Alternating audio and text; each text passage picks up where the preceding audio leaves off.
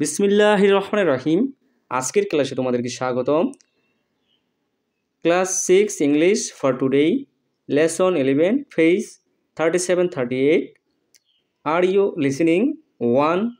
আজকের সমাধানে যা যা করতে হবে তা হচ্ছে, প্রথমে আমরা এই বিষয়গুলো শুদ্ধ উচ্চারণ করতে হবে। এখানে সেইট, এখানে সেইট, অর্থাৎ এখানে একটু পার্থক্য আছে। তো এখানে বাম পাশের এবং ডান পাশের শব্দগুলোর সাথে পার্থক্য দেখাইতে হবে। এখানে দেখো আমরা নিচে এই A1 আর A2 এখানে বলছে যে প্র্যাকটিস সেশন 1। তো এখানে সেশন 1 আমরা যে সেকশন 1 যেটা আর কি, এটা এই হচ্ছে যে সেশন 1 আমরা প্র্যাকটিস করতে হবে এবং বলতে হবে। তাহলে আমরা এটা ভালো করে পড়ে নেই। তো এখানে দেখো এটা হচ্ছে 37 পৃষ্ঠা।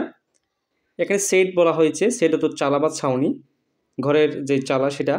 এইটা হচ্ছে সেইট তো ছায়া। এটা হচ্ছে পেপার টমেটো। এটা হচ্ছে পেপার, পেপারের তো কাগজ, আর পেপারের তো টমেটো। এরপর দেখো টেস্ট তো পরীক্ষা, আর টেস্ট তো স্বাদ। একটু একটু করে পার্থক্য আছে উচ্চারণে, একটু উচ্চারণগুলো একটু ফলো করো তোমরা। ওয়েট তো ভেজা, ওয়েট তো অপেক্ষা করা, পেন তো কলম, পেইন তো ব্যথা, মেন তো মানুষ, মেইন তো ঘোড়া, সিংহের কেশর। এই যে যেই কেশরগুলো আর কি, এই বা বাবরির চুলও বলা যায়, যেগুলো ঘাড়ের যে কেশরগুলো সেটা হচ্ছে লম্বা লম্বা ঘাড়ের যে চুলগুলো সেগুলোকে কেশর বলা হয়। এরপর দেখো, এরপর আমাদের যেটা করতে হবে সেটা হচ্ছে এখানে কিছু এই বিষয়গুলো আমাদের ভালো করে উচ্চারণ করে বাংলা অর্থ সহ বলতে হবে। এখানে দেখো আই মেট মানে একত্রিত হওয়া বা দেখা হওয়া, ম্যাট তো দেখা হয়েছে বা এরকম বোঝানো হয়। I met Benu and her roommate. Roommate অর্থ মানে রুমের একই, ক্লাসমেট বোঝানো হয়েছে, সহপাঠী। ইন দ্য বুক স্টোর অর্থাৎ বইয়ের দোকানে বেনু তার রুমমেটের সাথে আমরা দেখা হয়েছে, এটা বোঝাবে। বি নাম্বার হচ্ছে they were being some papers and pens. Papers অর্থাৎ কাগজ এবং পেন্স অর্থ কলম, অর্থাৎ তারা কিছু কাগজ কলম কিনছিল। বেইং বাই তো কিনা বা বেইং তো কিনছিল। এরপর সি নাম্বার হচ্ছে I remember her friends face but I can't remember her name. এটার অর্থ হচ্ছে আমি তার বন্ধুর মুখ মনে আছে কিন্তু আমি তার নাম মনে করতে পারিনি। অর্থাৎ এই যে এখানে দেখো রিমেম্বার অর্থ মনে থাকা, ফেস অর্থাৎ মুখটা মনে আছে, I can't remember her name অর্থাৎ তার নামটা মনে নেই, সেটা বোঝানো হয়েছে। লেটার অর্থ পরে আর কি। I met them again same day at the bus station. এটার অর্থ হচ্ছে পরে বাস স্টেশনে একই দিনে তাদের সাথে আবারও দেখা হয়। সেম ডে অর্থ একই দিনে, এগিন অর্থ আবারও, বাস স্টেশন অর্থাৎ বাস স্টেশনে আবারও দেখা হয়। এরপর ই নাম্বার হচ্ছে they were waiting for some friends to come. তারা কিছু বন্ধুর আসার অপেক্ষায় ছিল, অর্থাৎ ওয়েটিং অর্থ অপেক্ষা করতেছিল, ওয়ার অর্থ ছিল, দেই অর্থ তারা।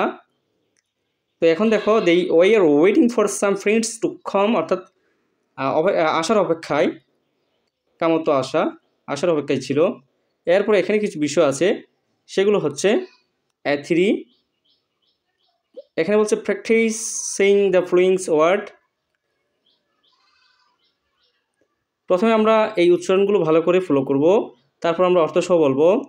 এটা হচ্ছে ওয়েস্ট অর্থ পশ্চিম, ওয়েস্ট অর্থ বর্জ্য বা পরিত্যক্ত বিষয়গুলো। তারপরে এখানে ডেট অর্থ ঋণ, ডেট অর্থ তারিখ। এখানে আরেকটা শব্দ উচ্চারণ বলে দেই, ডেট অর্থ খেজুরও বোঝায়, ফল আমরা যে খেজুরগুলো খেয়ে থাকি। একই শব্দ দ্বারা অনেকগুলো অর্থ বোঝায়, এক এক সময় এক এক অর্থ বোঝায়। লেট এটার অনেকগুলো অর্থ আছে, আসতে বা যাইতে দেওয়া।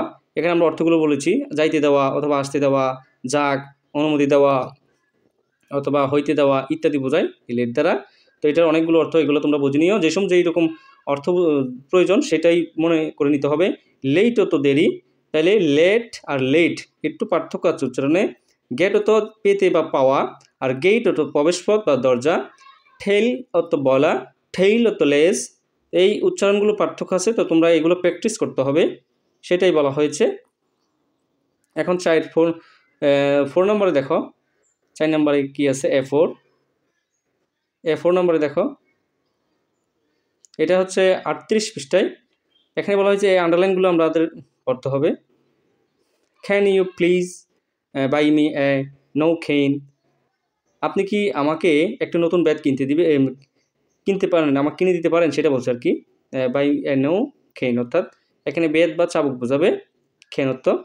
তো I had to ask you, আমি ঘৃণা করি আপনাকে জিজ্ঞাসা করতে, হ্যাঁ, মানে আই হ্যাড তো ঘৃণা করা, to ask you, but can you buy me had to, এখানে দেখো যেখানে বলা হয়েছে হেইট, হেইট তো ঘৃণা করা, আর এখানে হেড অর্থ টুপি, তাহলে এখানে দুইটা পার্থক্য রয়েছে, এখানে দুইটা শব্দের মধ্যে পার্থক্য আছে এবং উচ্চারণ খুব একই দেখা যাচ্ছে, কিন্তু একটু পার্থক্য উচ্চারণে, সেটা বোঝানো হয়েছে। অর্থাৎ এটা অর্থ হচ্ছে আমি ঘৃণা করি আপনাকে জিজ্ঞাসা করতে, কিন্তু আপনি কি আমাকে একটু টুপি কিনতে পারেন, মানে বাই মি, এখানে বলা হয়েছে বাই মি হ্যাড টুপি কিনতে জিজ্ঞাসা করেছে। সি নাম্বার হচ্ছে আই লস্ট বোথ অ্যাট তো আমি বুঝিয়ে দেবো এখন। ক্যান্টিন, অ্যাট ক্যান্টিন বোঝাবে ক্যান্টিনে, আর ক্যান্টিন তো শুধু ক্যান্টিনে, আর অ্যাট দ্য ক্যান্টিনে বোঝাবে, অর্থাৎ যে স্থানের আগে অ্যাট বসে। আই অ্যাট তো খেয়েছিল, লাঞ্চ ইস্টারডে অর্থাৎ গতকাল খেয়েছিল, তাহলে এখানে অ্যাট আর এই অ্যাটের উচ্চারণ কিন্তু একটু পার্থক্য আছে। এটা হচ্ছে অ্যাট, এটা হচ্ছে আমি বলে দিই, এটা অ্যাট আর হচ্ছে এইট, এটা তো লাঞ্চ করেছিল, খেয়েছিল, তাহলে একটু পার্থক্য আছে।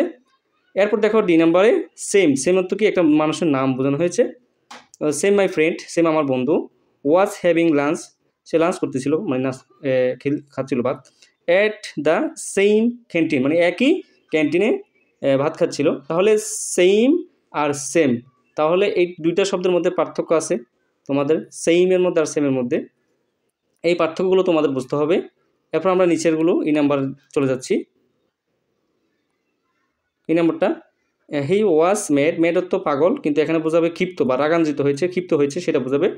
তো he was at me because I made অর্থ তৈরি করা, সে আমার উপর ক্ষিপ্ত হয়েছে কিন্তু আমি তৈরি করেছিলাম হিম টু বেক, সে আসার জন্য, and look for me things letter পরে সে এটা দেখবে, সে আমার উপর ক্ষিপ্ত ছিল কারণ আমি তৈরি করেছি, সে ফিরে গিয়ে আমার জিনিসগুলো পরে দেখবে আর কি, সেটা বোঝানো হয়েছে। তো এরকম সৃজনশীল উত্তরগুলো সবার আগে পেতে আমাদের চ্যানেলটি সাবস্ক্রাইব করে রাখো। ধন্যবাদ সকলকে, এবং কমেন্ট বক্সে জানিয়ে দাও কেমন হয়েছে আমাদের ক্লাসটি।